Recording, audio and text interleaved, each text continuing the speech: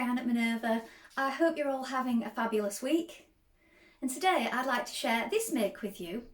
It's a simplicity pattern and it's for a tunic. It can be worn as a tunic or a dress. And we're going to be making version B right here. So it's the one in the middle. Just skimming the hips, short sleeves and a square neckline. And what we're going to be using today is this fabulous Minerva exclusive viscose challis fabric. And this particular design is called Darling Daisies. Just look at all those colours.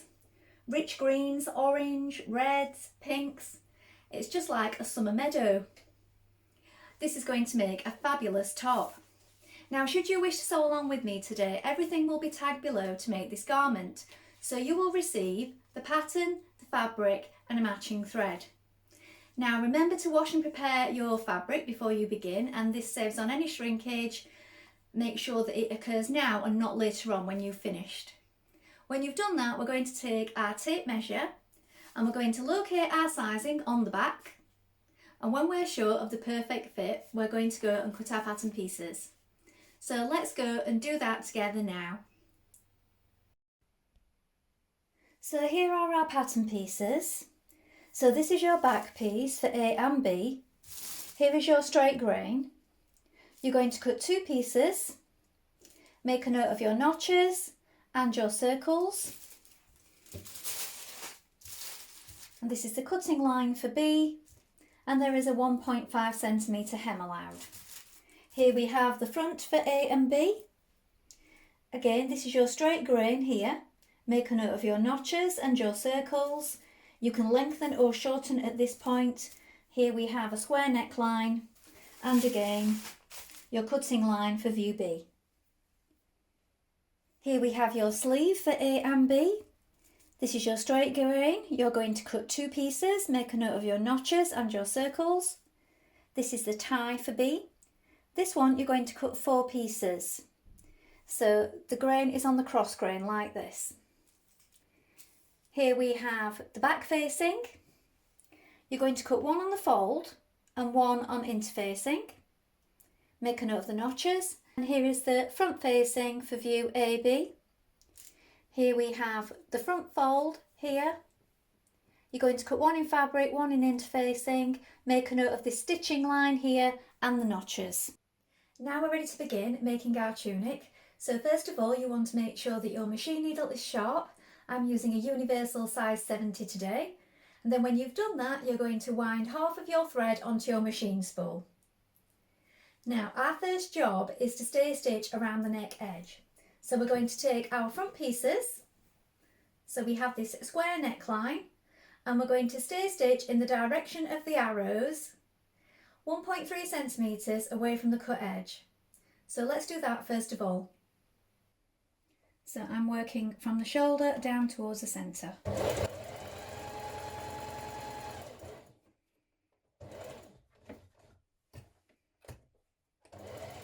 Now pin down your centre front. So here are your two front panels and they are right sides facing, and here I've pinned the central seam. We're going to stitch that in place with a 1.5 centimetre seam allowance. Now, if you've overlocked to take a little off your edge, as I have, you may want to adjust that seam allowance by a few millimetres. So if you do overlock, only take off a tiny slither.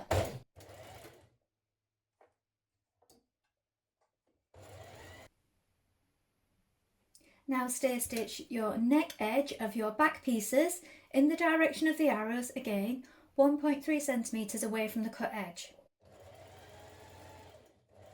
Now pin your two back pieces together, right sides facing. This is the centre back seam. With right sides facing, pin your front piece to your back piece at the shoulders, here matching your notches. We're now going to stitch this in place.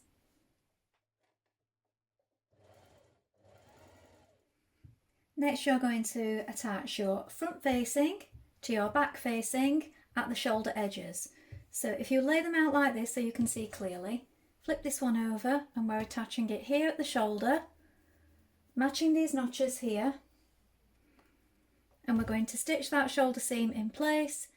Again 1.5 centimetre seam allowance.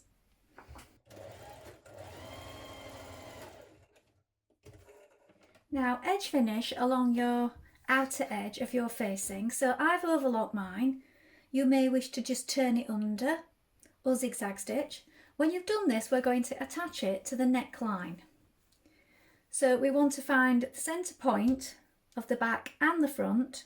So I would fold it in half to make sure you get it exactly level, and make yourself either a little mark or a little very tiny notch, and do that front and back, and that way you know that your centre points are spot on.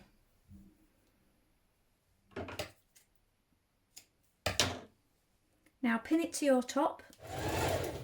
Now I'm doing mine from the inside, so I can say that I'm going inside the stay stitching, because we don't want that showing on the other side. Now trim away a little of the excess. Snip into the corners of where your squared off point is. Don't go too close to your stitching though. And now you're going to understitch it. So what you want to do is let your seam go towards your facing piece, and we're going to stitch just a couple of millimetres away from this edge, and we're doing this from the right side.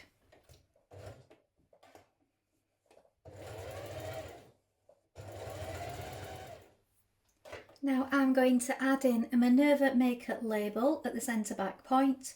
These say hashtag Minerva Maker on the back, and I will tag these in with the products.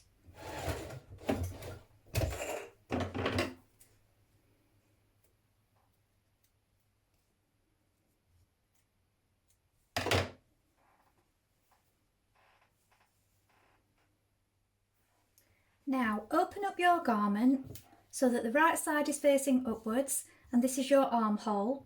Now you're going to place your sleeve on top with right sides facing, and you're going to pin it into the armhole. Now you need to make sure that you match the 2 notches to the 2 notches here, your shoulder point and your 1 notch at this side. You've also got your small circles here and here that you can match up as well.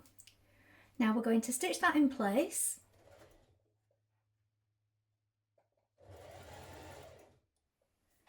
At this point, we're going to bring the right sides of the front and back together, including the sleeve, and we're going to pin from the bottom of the sleeve here, past the underarm, all the way down the side seam, matching our notches, our underarm point and our notches at the side. And we're going to stitch the sleeve and the side seam in one movement. Now press up the hem on your sleeves and hem them. You'll find this easier if you turn a little under, press up the hem length and then pin it in position. It's best to do it from the inside. Now press up your hem. So if you press it under and then press it under again, it makes it easier when you come to these points, because you've got a nice crisp edge to work to. Hem your garment. Now fold your ties in half with right sides facing, and you're going to stitch them down the long edge with a 1 centimetre seam. When you've done this, you're going to turn them through. So to pull it through, I use a large needle, so it's not too sharp. I've doubled up the thread before pushing it through and then knotted it, and then I do a few stitches at one end. So do quite a few so it's quite secure, because you're going to be pulling on it, not just 1 or 2. And then I start to thread that through. Now also you want to start it off pretty much as soon as you can, pushing that part through, because if you leave it till you've got too much bulk, so start it off now, look, so it's starting to go under. If you wait till you've got too much bulk going on, you'll find that it's quite hard, especially with it being such a narrow tie. So just keep easing it through as you go.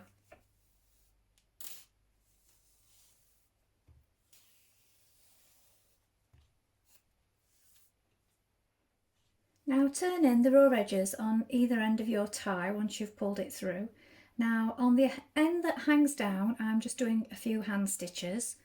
And at the other side I'm just machine stitching it down. Now it does say leave it raw as you stitch it to the garment, but I just prefer to just catch these in before we do that, and then we haven't got any messy edges. Now pin your ties in place front and back like this.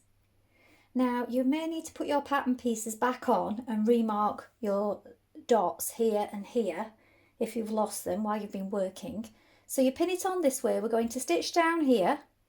Then when you've done that, we're going to flip it over and we're going to stitch it down again to secure it.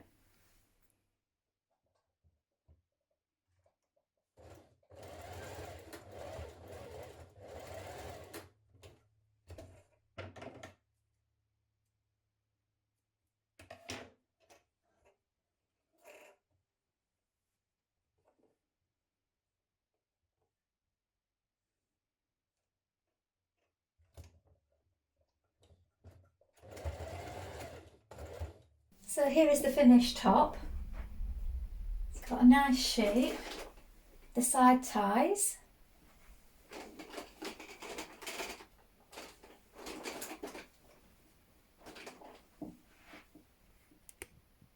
And the V at the bottom, at the sides. Well, I hope you've enjoyed sewing along with me today. Have you sewn this pattern before? Please let us know in the comments below, along with any photographs. We always love to see what you've been making. Now, this is a really versatile pattern, as you also get the pattern for the skirt and the trousers to go under it if you wish, or to make it as a long dress. Why not try it in a seersucker, a batik, or maybe a linen blend? That would look really nice. And you could also add the appliques to the front if you wish. Remember to like and follow Minerva to get more video content like this every week. And of course, take a look at the Minerva Craft Club to get 10% off all your orders for a whole year. You can also create a free account with us and join in our wonderful worldwide sewing community. Now, if you like what I'm wearing today, this is another one of our viscose chalet fabrics, and this particular one is called Painted Bouquet. I'm wearing a dress today with pockets. It's a loose fitting dress, and it's Simplicity 8910, and I will link those products below in case you're interested. Well, that's all from me for today, but I hope to be back soon with another sew along. Thank you so much for watching. Bye for now.